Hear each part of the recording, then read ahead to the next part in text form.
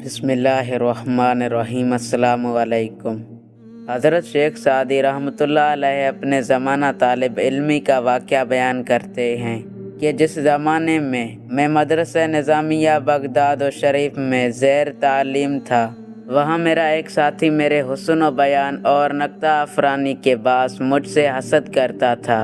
एक दिन मैंने अपने उस्ताद मोहतरम से अपने इस साथी के मुतालिक शिकायत की कि वो मुझसे हसद करता है और मेरे लिए परेशानी का बास बनता है। वो मेरी इल्मी काबिलियत की वजह से मुझसे जलता है।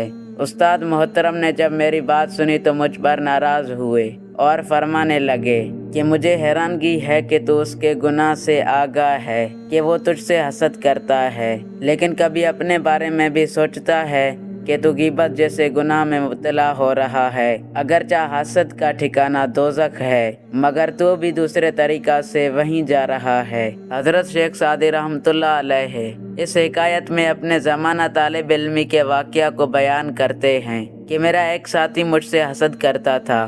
फिर जब मैंने उसकी शिकायत उस्ताद से की तो उस्ताद ने कहा कि तेरा साथी हसद करता है, तू उसकी गीबत करता है। हसद का ठिकाना अगरचा दोज़ख है, मगर तू भी गीबत के ज़रिए उसी जानिब जा रहा है। बस हमें चाहिए कि हसद और गीबत जैसी माशरती बुराइयों से खुद को महफूज रखें।